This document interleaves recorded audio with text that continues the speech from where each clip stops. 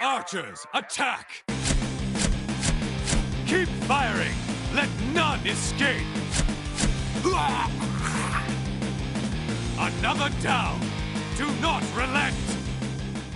Greetings, salutations, and hallelujah. Here we are, ready for another episode. I'm Slidewhistle. 'Tis I, Immunization. I have returned to the podcast at long last. And, it's what they say, like, how are you supposed to miss me if I don't go away, right? In reality, he tried to sue us because we were going to get him gone. We were finally going to be the gruesome twosome we always were destined to be. But legally, he's allowed back on. Hey, it's me, Aaron, Fire Mage Extraordinaire and Horde Punching Bag. And I'm getting my nails did. By yourself right now? Yeah, by myself right now. It's very bad. Speaking of very bad, Legion Remix is coming out soon, and it's gonna be bad to the bone in a good way. Oh, okay. I was like, because earlier in our Discord, which you can get to by going to donotRelent.com, where all our links are, Vanderlyle said he didn't really know if he would even play it, and I was like, is the general consensus everyone's just doing a big skip-a-rooney on this one? I don't think so. I think there's just if there wasn't gonna be all that shit to collect, I probably wouldn't be doing it again either. Because like with how Mop Remix was, obviously it's gonna be different. It's what they're saying it's gonna be different. But Mop Remix was not what I expected it was gonna be. Honestly, I feel like Legion is more suited for this type of event, especially because of the class campaigns. I'm going to take this time to do campaigns I've never done before. That's, I think, what I want to do. Because, like, in Mop Mix, I chose Death Knight because, like, I'd never even played that class in my life before.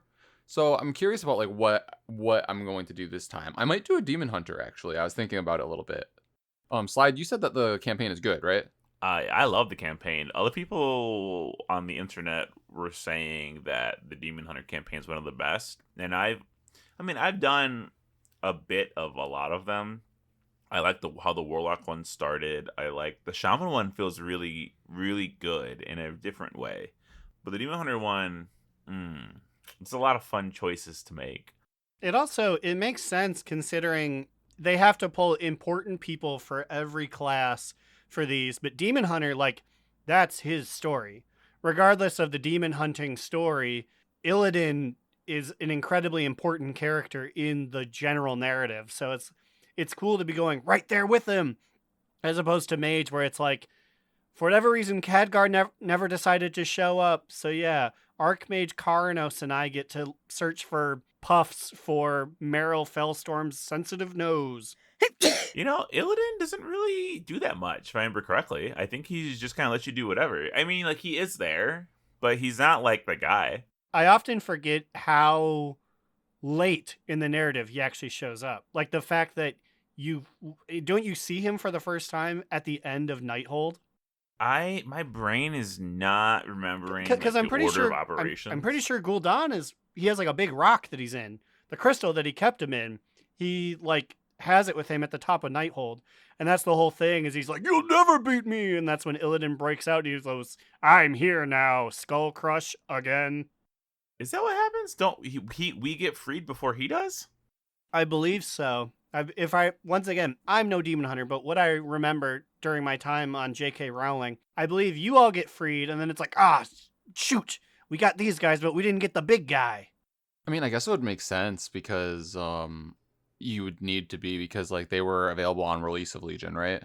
Oh yeah, everyone just kind of showed up. You see, this is why I think I also might just redo the Demon Hunter campaign because it's been so long since I've done it.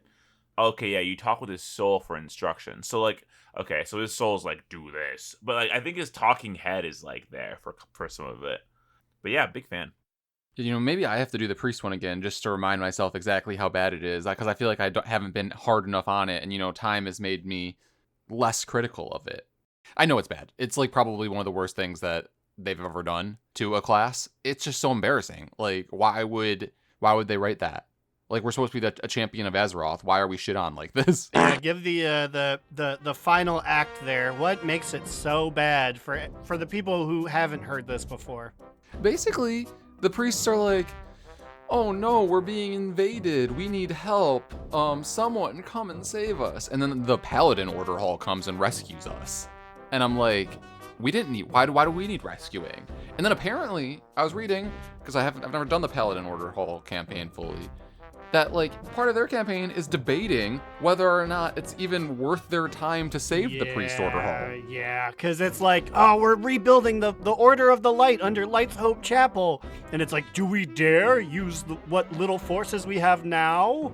Or, I don't know, pick them up in the back nine.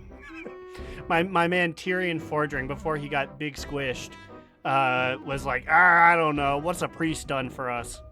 Yeah, as if we aren't like their brothers and sisters in the light. Like, come on now. It's cops and firefighters. Come on, there's a clear delineation. I'm excited to go squeeze Lord Kazac's nipples. That's gonna be a good. There's a whole 6 quests in the Demon Order Hall where you gotta just give him big old purple nipples. And you have to see if he's liking it or if he's hating it.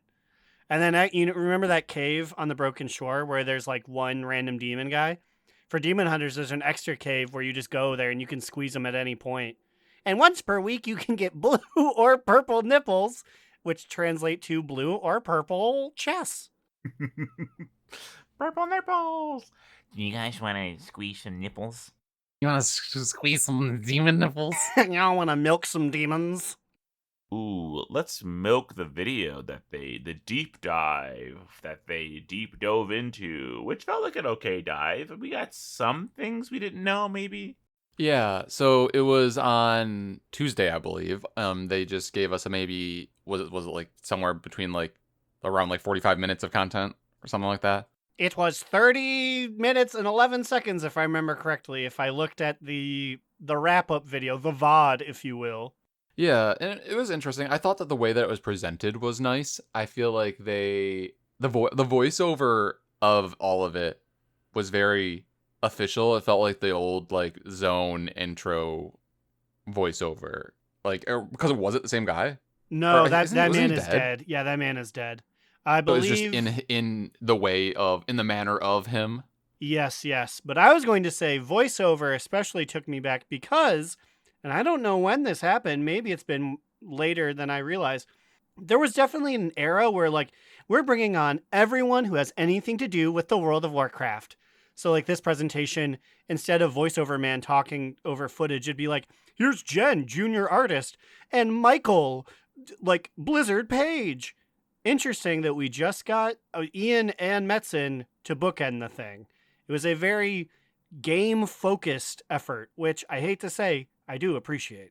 Yeah, focus was focused. We, there wasn't the titles distracting us. Not saying we don't want to know your guys' titles, but sometimes I think about it a little too much. I'm like, yeah, so all you do is make trees? I respect the people that make the game, but yeah, that used to take me away from it to be like, Gary, yes, senior rock texture. And it's like, you guys have a rock texture? I want to know who's in charge of the naming conventions, because they did a pretty good job with this one. I guess we learned that Xal'atath's army is known as the Devouring Host. Double capitalization on devouring and host. She was crinkling her little toes, thinking about that one, kicking her feet as they hang off the bed. Ooh, what should we be? What should we be? It's like that scene in Spider-Man. It's like, hungering horde. No, too much alliteration. Yeah, no, I just see her like in her PJs with her like sparkly glitter pen, like crossing out all of her like previous names that just didn't quite cut it. The Burning Legion. No, where have I heard that before? Been done before. I couldn't think of a good joke. Now I have to go back to telling the news about what happened. We got the jokes, you get the news. Something about toe rings. Wow, you did it. One of the first main takeaways though that I took from the video was that they really were showing us what they've worked on since the last time they showed like alpha footage of Silvermoon. I feel like it's coming along nicely. I mean, everything was still labeled as like alpha, which like makes sense because it's still a ways away. But something that was interesting that like I feel like this is now the third or fourth time that they have officially changed the percentage of Silvermoon City that the Alliance will have access to. Now I believe that they're saying that it is 1/3. No, I believe 1/3 is what we are kept out of. Depressingly, 66% of the city is open to us, which I despise. I almost got into a fight on X the Everything app about that today. Who are you scrapping with? It's Rep Pally Jill. a night elf gay. No, it's just the latest night elf lesbian. But she was like, Alliance stands will still find a way to complain. And I wanted to be like, I'm complaining. Why are we You're even like, there? I want less access to your dirty city. Although this is like probably the clean city, but Yeah, but it's like, and I was almost going to be like, we got Gilneas right there. That's what stopped me was I said right there, and I looked at a map, and I was like, it actually is pretty far away from Eversong Forest. But we got Gilneas. Why can't we just warp to go to Eversong? But then I was like, I don't want to fight with this person. Should have started throwing bows. Warp, warp, warp. I'm reading a thing of what we learned. I mean, like, I really thought the beginning was just kind of like, here's Silvermoon City. Okay, how about the Arcantina was interesting. It's kind of giving me that thing in Dungeons and Dragons, the yawning portal, the in-yawning portal, where you get a bunch of things connected to this random inn. Because what they say, it's a crossway for all. Seek out familiar faces as a source of quests that provide new adventures in old locations. Yeah. So where is it physically located, or like the portal to it located? Find out in midnight. Because I feel like I looked away for like a second during the video because I was also trying to work during it. So I like missed the lead up about like where or why this Argentina existed. It's giving me, based on context that I got from people talking online, that there will be a portal to it in several cities. I guess what it was almost like a Blizzard game jam, sort of like the island that we went to and didn't like, where it's like a bunch of people made this thing and didn't know where to put it, so now they're putting it in the game. And it's like, it doesn't have any narrative connection. I know the guy is like, when you're done fighting the forces of the void, you need a good place to put up your feeties. But it's like, it's an asset they had that they're going to let you go to, and they're deciding now you get to go to it. Yeah, and like wheelchair Khadgar's in there, but like, so is it just like a pocket dimension inn? I would imagine, yeah. It's just a place where you can go and see familiar faces, and it would not surprise me if like a magical enchantment is there so Hordes and Alliance can talk to each other. It's basically just like, here's a meeting place. I guess we've encountered the Arcantina before. We have talked about this location before. On this podcast, we've talked about it? Initially introduced in the Seasons comic, and I had to go check to make sure I knew what this was, and this is the Feast of Winterfell War Within comic. I don't remember this comic. Surely we talked about it because it has comic depictions of Khadgar in a wheelchair. Guys, have we not seen this before? We missed this. Yeah, we have never discussed a comic. We're very good on our short stories, but we missed out on this comic. Damn, we definitely missed this homework assignment. The fuck? Whoa, he's clipping through it right there too. It's official. No, he's sitting on it like a good boy. But yeah, no, they were already feeding us Argentina stuff because we see Khadgar, we see Deliria, we see Danath, and who's there? Crusty-ass Etrig. Yeah, I'm quickly reading the comic to see where the hell this place is. It looks like when they entered, it was snowy outside. But remember, this is Wintervale. This is just a very happy-go-lucky cheer. They're all cheersing. What the fuck is this? It's giving Christmas episode of of like a TV show. I'm trying to see where the word Arcantina is even mentioned in this bad boy, but interesting that. So again, this gives me that thing like they knew this thing was coming, right? Like, so they kind of did they bake it into the comic first, or did they know they were going to do it, so they baked it in from their planning into this? Would you guys rather eat Terralian's his plate of 3 potatoes, it looks like, and then a T-bone steak from RuneScape, or Illyria's blue soup and assorted chili? Give me that void soup, dude. You know she got some good ass beans in there. Yeah, I gotta go with the Windrunner chili. Y'all are just too. Your cooking levels are not up. You don't know a good red steak like my man. You know, I actually had 99 cooking in RuneScape before. Well, I wanted to say old school RuneScape, but it wasn't old school RuneScape. It was just RuneScape before it was RuneScape 3. So I don't know. Well, to bridge my way to this next part of the conversation, let's talk about the dungeon that they highlighted. Wait. Before we do that, Never mind. You've struck me down in the wildy. I can only watch as you steal my rune skimmy and bread. There's more Arcantina information that I figured. So they made a post yesterday, midnight. Stay a while and listen to the Arcantina. And it's not a blue post. It's a Blizzard website post, which I didn't see Wowhead post about. So what the hell's going on here? Initially introduced in the Arcantina in the season's comic, the Arcantina has become a not-so-secret haven for both Horde and Alliance. Within its cozy walls, the space is teeming with life, from the upbeat music, laughter between friends, to the reminiscing of old adventures. If the void is the bleak and the cold, the Arcantina is its opposite. Snap, snap, snap. A warm spark in the heart of every patron. Patreon.com/DoNotRelent. It is a place to rest, to gather, and soak in the atmosphere of a bustling watering hole. Yet, even here, adventure finds you. Familiar faces stop by from time to time, offering quests and a story to tell that will send you far across Azeroth in search of relics of the past. You'll encounter 9 different group rotations of visitors, and you'll never know who you'll see next. Return to familiar lands to discover a fresh perspective and earn rewards to add a well-traveled charm to both the tavern and coordinating decor for your house. To enter, you will need an Arcantina key, and yours awaits you at the end of Erator's journey questline. Forged from the remnants of Dalaran, it can return you to the Arcantina whenever you need respite from the endless fight against Alatath and her sleepless army. Well, boy, I hope she's fucking get a goddamn key to this place. Okay, this description, this reminds me of Dragonflight. It was like a half patch where there was like in the time area with like those quests that were based around like that one inn off to the side. What were these quests called? There was an achievement for it as part of the meta.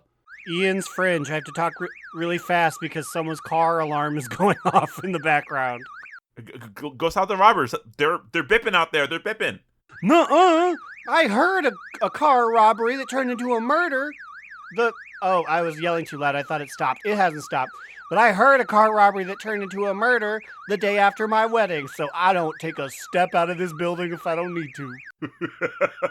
But yeah, Ian's Fringe. It feels like that. It feels like there's going to be like rotating people who come in, give you quests. Or there's something like this in the Garrison too, I feel like. Yes, once again, very quickly. Yes, the inn, the general inn. You got things from Lillian Voss and Millhouse Manastorm and such.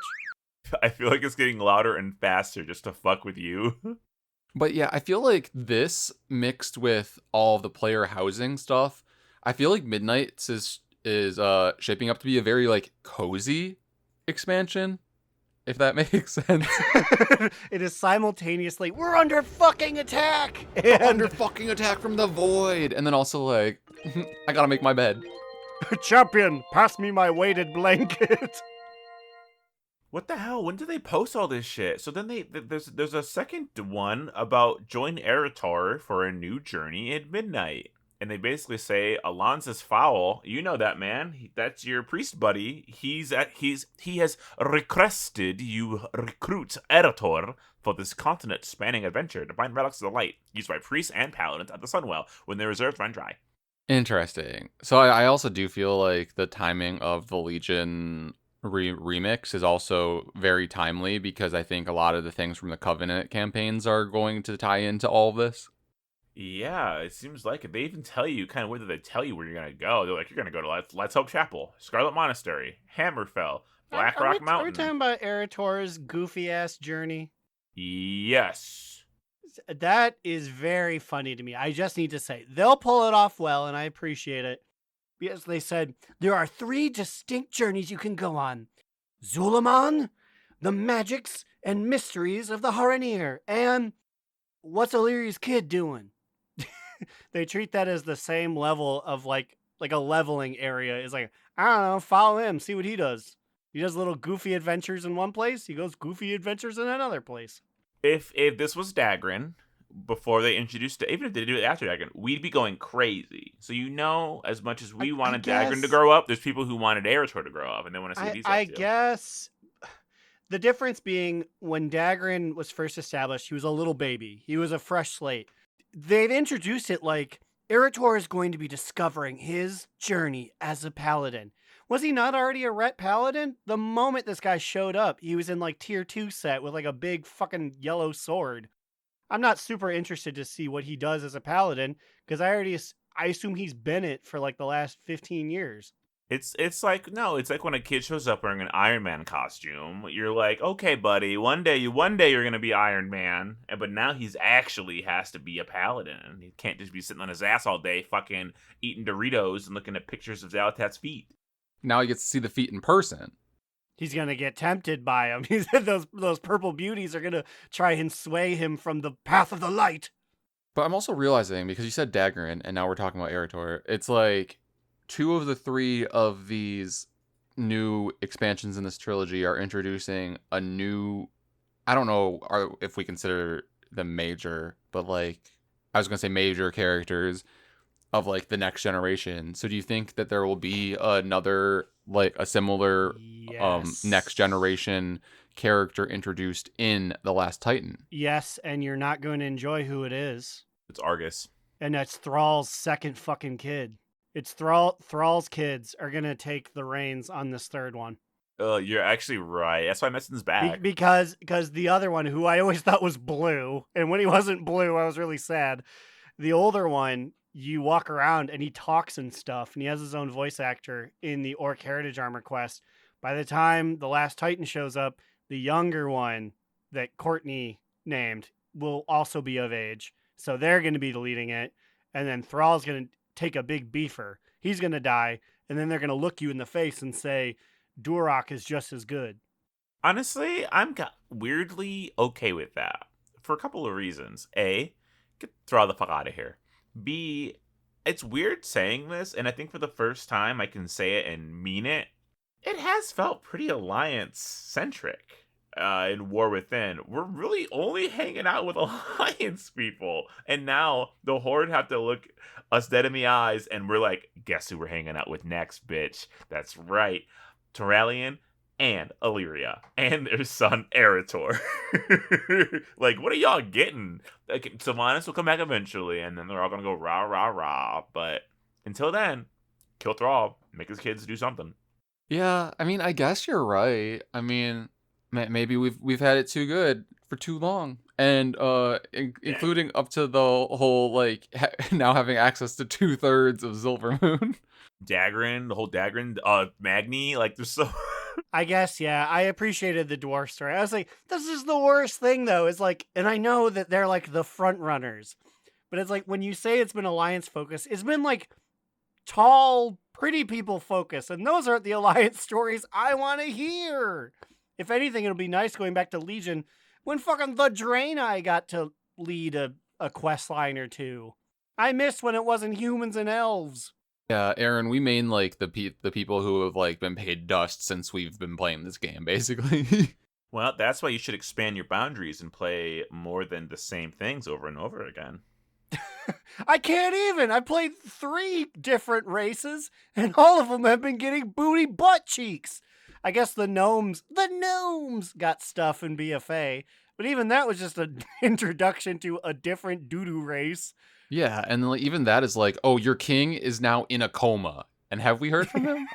Wait, he came back. He has a Tony Stark heart. But after that, no, yeah, you sit him down and you said, Gelbin, you're back in the fight. What are you ready to do? And he said, I'm going to sit on my island and never get in another fight ever again. Fuck that. He's all about peace. And don't even ask me about Isa Cloud Singer. That girl's been MIA. She's been chasing down paper planes for decades at this point. Speaking of Isocloud Singer, let's talk about the Pandaren heritage armor that we have seen. I am so glad because I tagged both of you and got neither a response. So I said desperately, I want to know what these guys think of this. You know, I said I will wait until the show, but also I saw it and I didn't realize that that's what it was because I don't. Did you post the context or did you just send the picture, like a screenshot? I of the said picture? it's finally coming. What you and I have been waiting for years. Immunization and Slidewhistle. That one raid tier he played. Oh, I was Lil tagged. Keen. Look, I didn't know you tagged me. And then I said comes in standard and pre-soiled too. So yeah, I guess I didn't use the phrase heritage armor. Yes. So I guess it's been revealed that the Pandaren are getting heritage armor. It looks like 3 different colors here. There's blue. Oh, I get it. So it's the Alliance. Is this supposed to be Alliance Horde and then just like a neutral black one? Yes, the Huijin, the Tushi, and I guess if you're uncultured.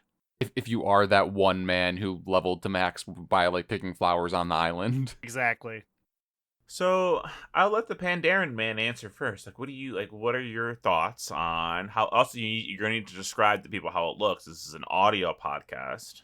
Yes, I will do the honors here. So, starting from the top, we have a classic like bamboo hat with incense coming out of the top of it, and then there is a sort of veil or mask type deal hanging from the front of it, so the face a napkin, is covering. People may say a napkin. It's ripped as well. And then so for shoulder pieces, it's just like wood bamboo like hastily like weaved together. And then for the top, it is kind of giving like toga. It's giving Uncle Iroh coming out of a bath.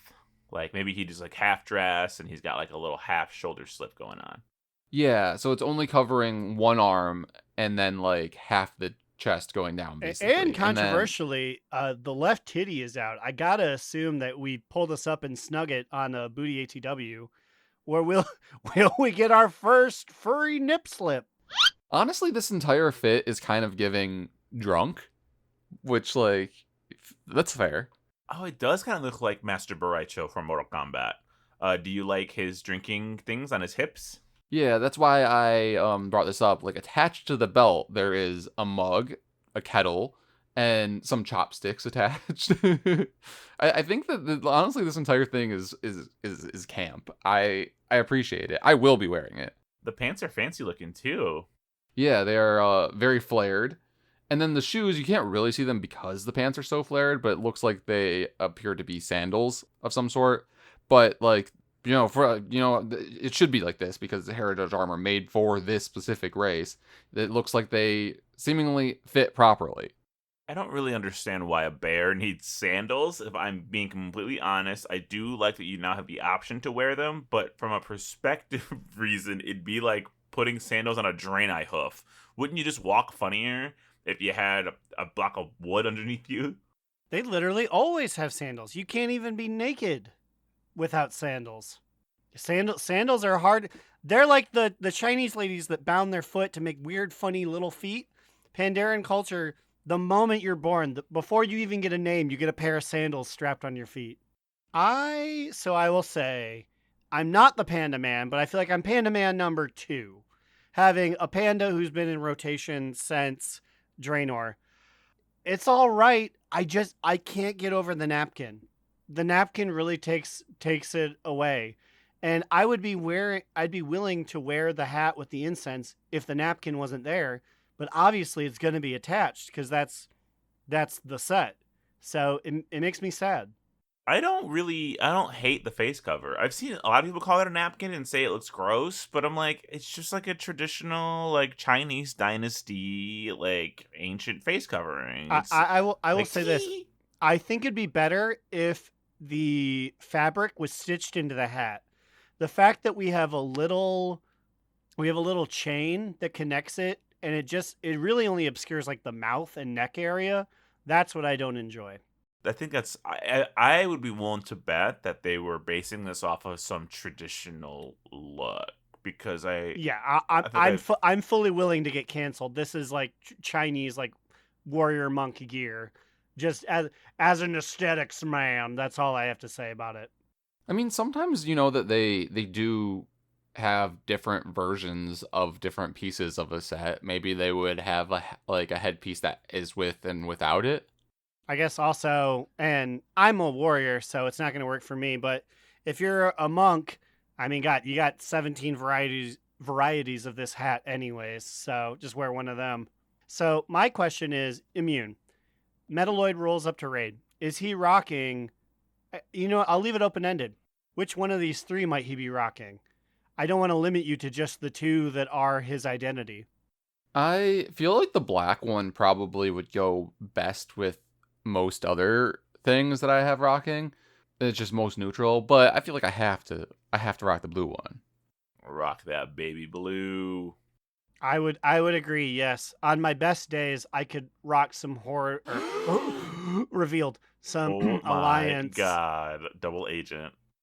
So when I went to Horde Brewfest, it made me so disgusted I was there to see too. them I there. was there too. It made me so disgusted to see the Pandaren there. And I knew they were there. Pandaren, literally since day one, have been able to be part of the Horde. But just, I see them and I'm just like, this doesn't fit, brother. You need to get out of here, man. It's not too late to switch to the Hui-Gen style of thinking. The goblin laughter just feels even worse than like when I played it to myself. It's so bad there. How do you guys? Oh, I guess everyone has. It's why everyone has their fucking sound muted. It's the Horde. Wait, where is the Horde Brewfest located? Just outside the gates in Duratar. They're too lazy. They don't even give it to their B city. Like ours is in our B city. You just it'd be like going out to Stormwind, a couple steps in, and there it is. Like that sounds nice because like taking the like tram to and from Brewfest is a little annoying. Wait. Oh no. You take the tram, honey? Well, how do you guys get there? You take the portal Borealis in Dornagal. portal. Borealis portal goes to Ironforge, and you go right there. Yeah. Well, there you go. Or you just be me and be fucking epic and just go right to Ironforge. Slide actively watched me do it the other day too, is the thing. I watched you take the tram. I didn't know what the hell you were doing. I wasn't the 5-0 police questioning your every movement. But you watched me take the tram and then watched me do the entire quest line of Brewfest immediately after it. You act like those were like 2 minutes apart. You were on the tram for a long time because you walked away, and then I was like, what are you in the tram for? And then I had to watch my YouTube video. And then I turned around, and then you were asking me how to do Brewfest. I could have put 2 and 2 together, I guess, but it wasn't like I sat there and watched the tram finish the ride all the way to the place. No, but you did sit there and watch me do the entire Brewfest quest line. I helped you do the quest line. Honestly, Slide, you should have seen Nipsey, the rat monger, and known that Immune was in a bad place. Knew that he was in need of guidance. I love the tram. Sometimes I just go there just for fun. Because also I could pass the Brothers Guild and cry a little bit. Well, you won't have to cry for much longer. Yippee! It's coming! Although, the only news that we have from it, once again, is Mr. Liar, right? Yes, Mr. Googly Moogly is where I get the majority of my news. But once again, I feel like he strikes true 9 out of 10 times. I'll give him a 10% margin of error. I also just want to say that I really like Mr. Googly Moogly. Hey, also, if you're a listener, and when somebody on Reddit asks, what's a good WoW podcast to listen to? And you're out there saying, listen to DNR, and I love DNR. I'm fist bumping you. I saw you fools out there. I don't know which two of y'all were doing it, but keep it up. Sometimes I forget to check, and then I don't post. So stalk those people. Stalk them to death. In a good way. Stalk them to positive life, to the podcast. That wasn't it. Oh Yeah. no. Slidewhistle's getting us canceled. Exercise discretion, and yet also stalk them and get them to listen. People said really nice things about us. So nice. I was like, I felt like we were washed. But here I am. I'm willing to give it one more go. Yeah, that's what brought Immune back to the podcast, actually. That's what got him back in. It's true. I saw that people cared and I was like, I'm not ready to leave my boots in the ring yet. Poor Belle. She looked at him and she said, you have one more fight in you. Don't be like me. Don't give up. Please come back, Belle. Okay, so this is very interesting. I'm calling it the old man patch because I think WoW realizes that their player base is aging, and also they probably want to put this shit on consoles. Yeah, so I believe Slidewhistle is referencing the fact that in Midnight they are overhauling a lot of the classes and specs. Basically pool of buttons that you have the ability to press. I feel like most classes are kind of getting a swift like removal or combination of a bunch of things. A bunch of additional buttons are being like removed. I think this is overall a good thing. I think I selfishly am going to miss out on learning and mastering a class because I think that's where I find a lot of enjoyment is figuring out how a class works.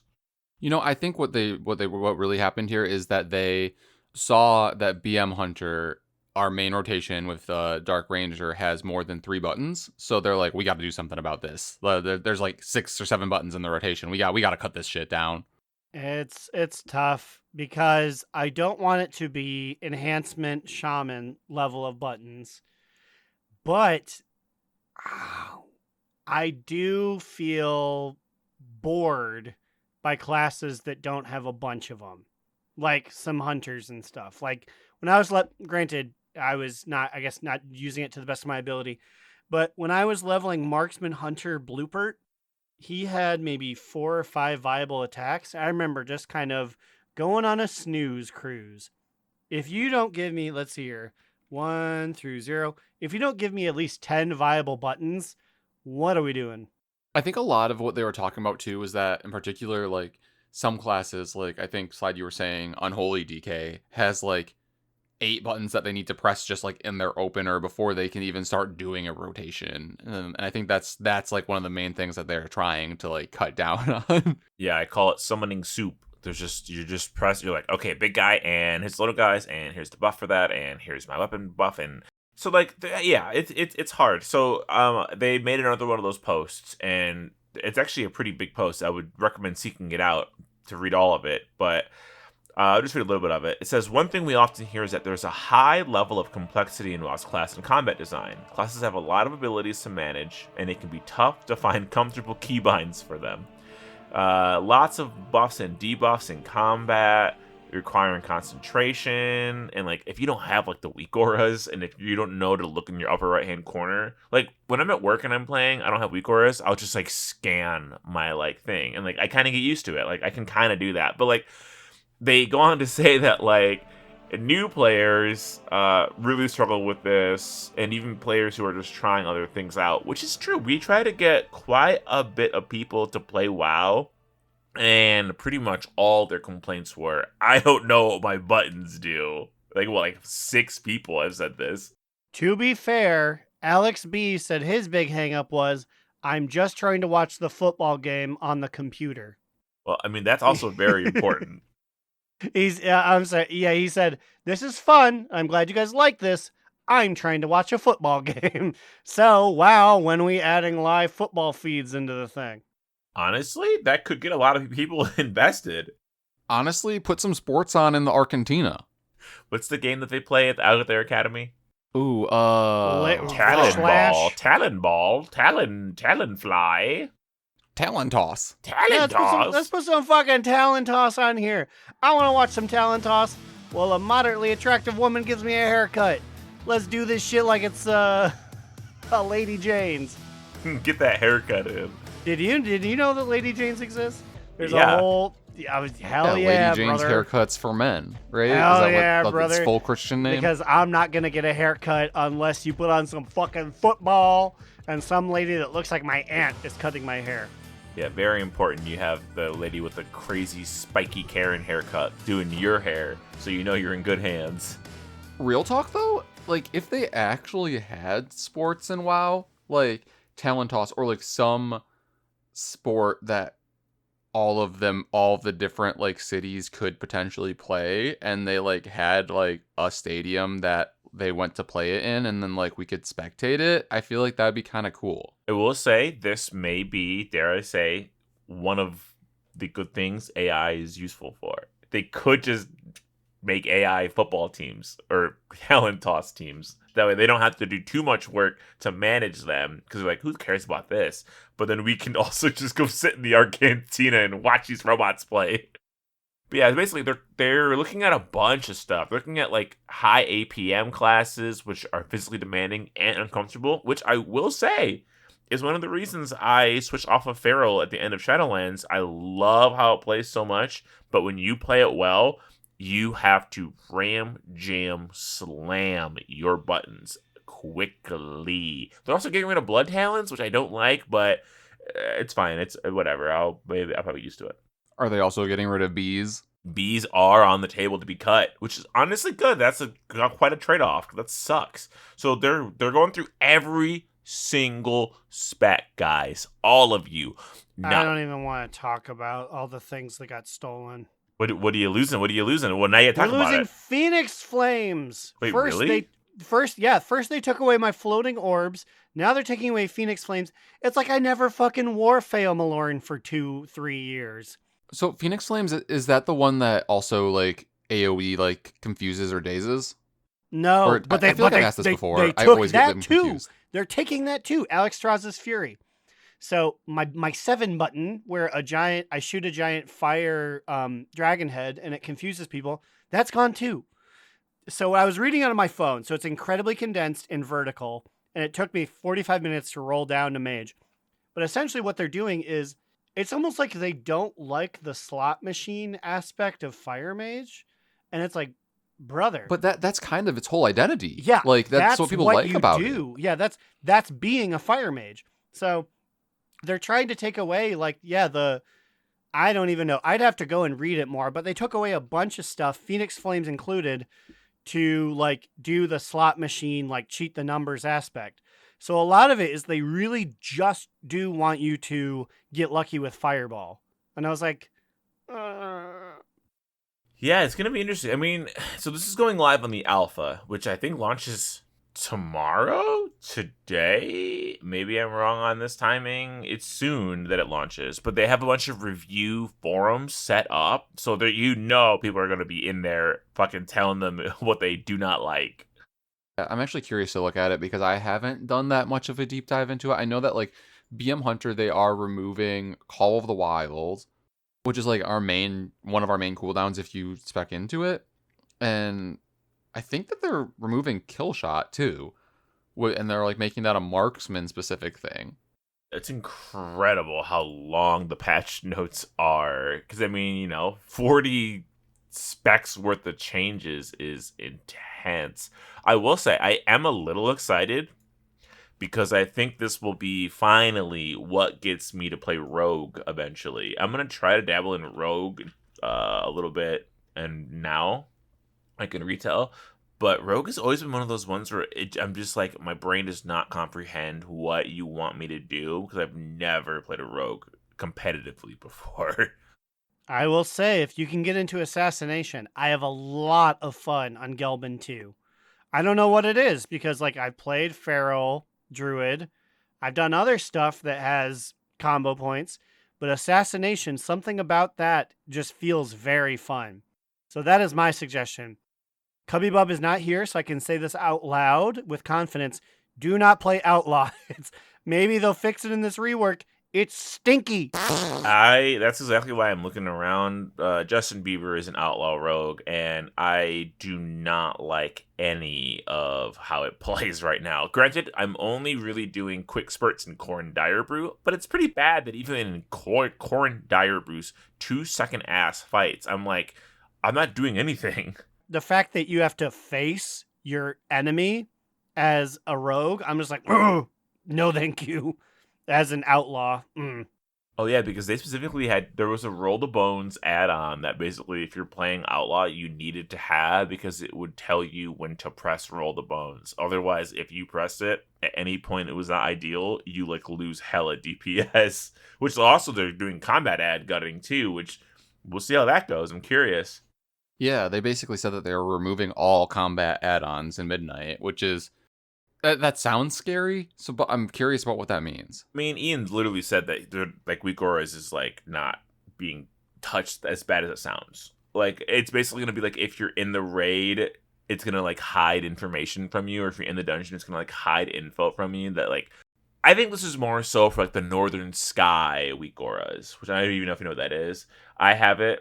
And so, like, when we're doing Dimensius, when we're doing Saladar, and it's time to point your arrow at a ball, it literally, if I don't have it, it goes, you do not have the ball, and it shows me that. But if I do, now it goes, point here, point here, point here, and it, like, tells me where to point it. Man, y'all, just a quick aside here. We haven't even talked about raid at all. We got Salad Bar down, and now we are progging on Dimensius on Heroic. I feel like I was very proud of our progress this week. Also, just wanted to say, like, playing on my actual computer and not my 12-year-old laptop on hotel Wi-Fi, I could actually see the Salad Bar fight. I was not scared of being given an arrow that I had to point through, like, one of the spiky ball star things. And then we, like, crushed that shit. Like, what was it? We killed it, like, on our second or third pull? Second, I do believe, yes.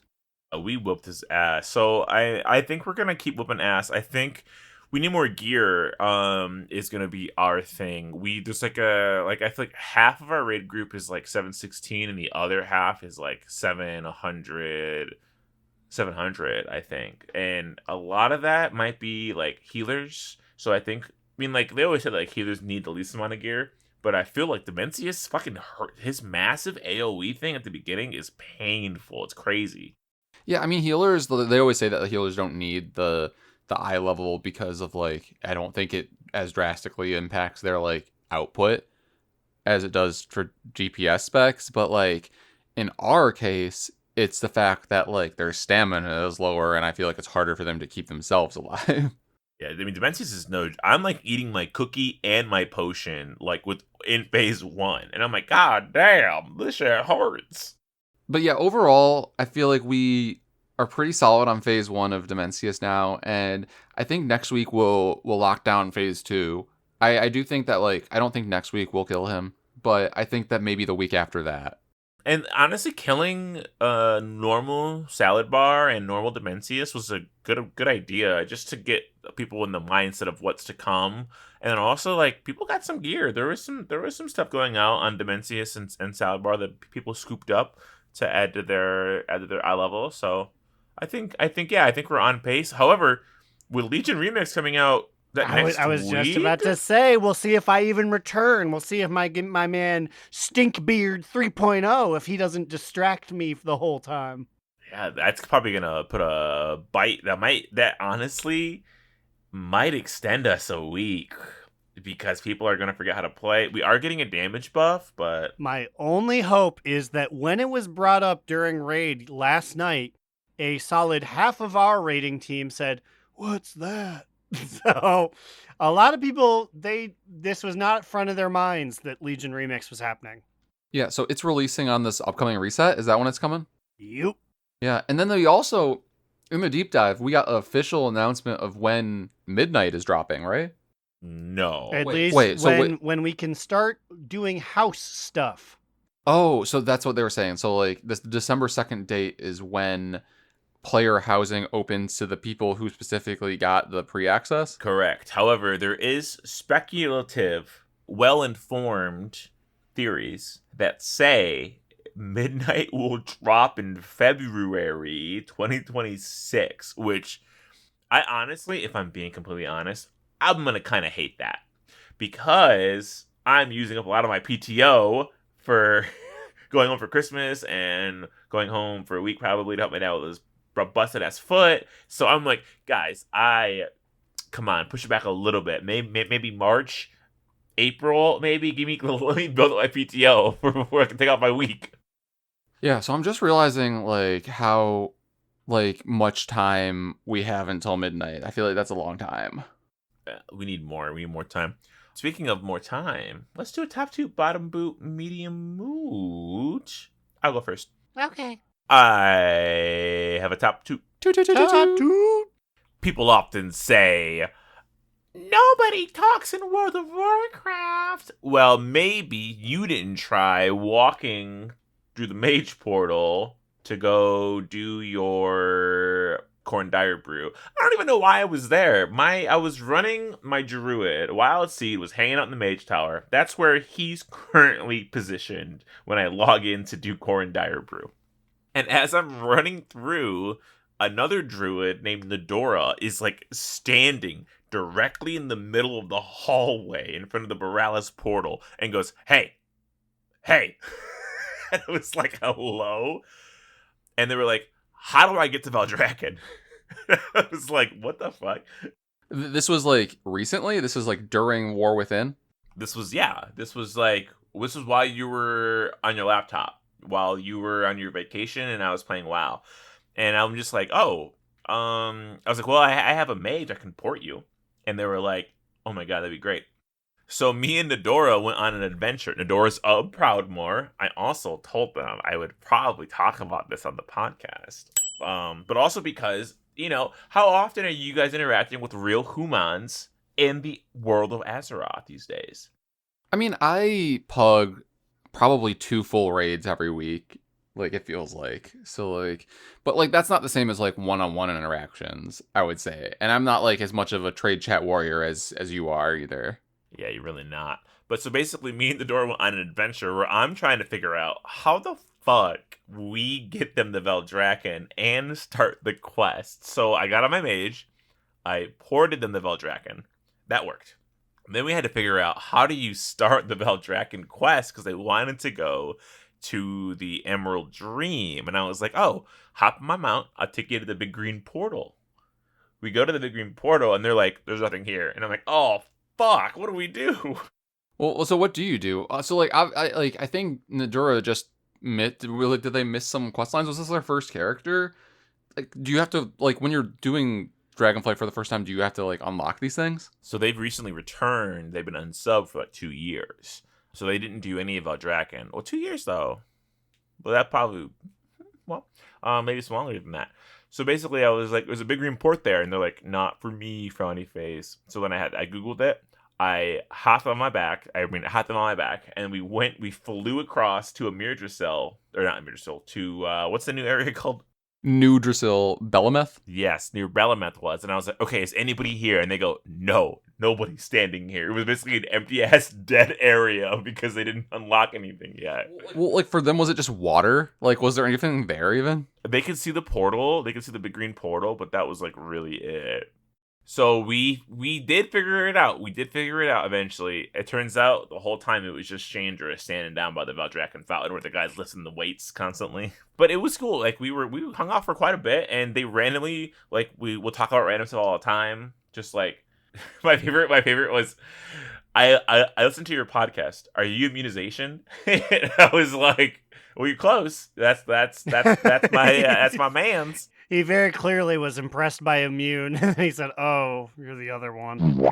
Also, the fact that, like, when Nadora messaged them, are you Immunization? Slidewhistle happened to be on the character Slidewhistle because he was running, he was going through, like, the ringer of doing his Brewfest stuff. It's just a coincidence, I swear. But it's nice to see people in the world who will talk to you. So, I mean, that's it. Aaron, what do you got? Well, you had a whole story and a half. Mine's going to be real quick, but I also have a top toot. Toot! Toot, toot, toot, toot. So, my top toot is that one of our new talents that is coming in midnight is temporal realignment, which is described as upon dropping below 25% health, your past self corrects your timeline, casting alter time and instantly returning 50% of your maximum health, which is convenient, yes. But I'd also like to think that there will be a quick moment in which a portal opens and future Garlina says, no, they won't heal you in Dimensius. You're over here. You'd think they would, but they won't. You need to cast Fire Shield, brother. And so I go, oh, thank you, future sister. So I wonder if, like, this thing will move you to where you were, like how Alter Time would. I'll say Alter... I'm glad that you even know what Alter Time does, because I barely know. Slidewhistle saw me while I was streaming. You can technically use it as bar. a defensive currently, but like, don't tell me that. Wait, yeah, you should probably do it for the Dimensius fight. Then you have more health. I don't like coordinating that. And you can also fuck it up really bad, like I've done in the past, where like I I like alter time a little too late, so then I'm low health, and then like when I'm topped off by a healer or something, You go back to 2%. then I just go back to low health. So I've done that before accidentally. But that's what that is. Hopefully, I do get a past version of myself that grabs me by the shoulders and says, "Hey, we need to fix this shit." But Immune, finish us off. Give us your TT, your BB, and your MM. Well, I have a BB. Bristleback.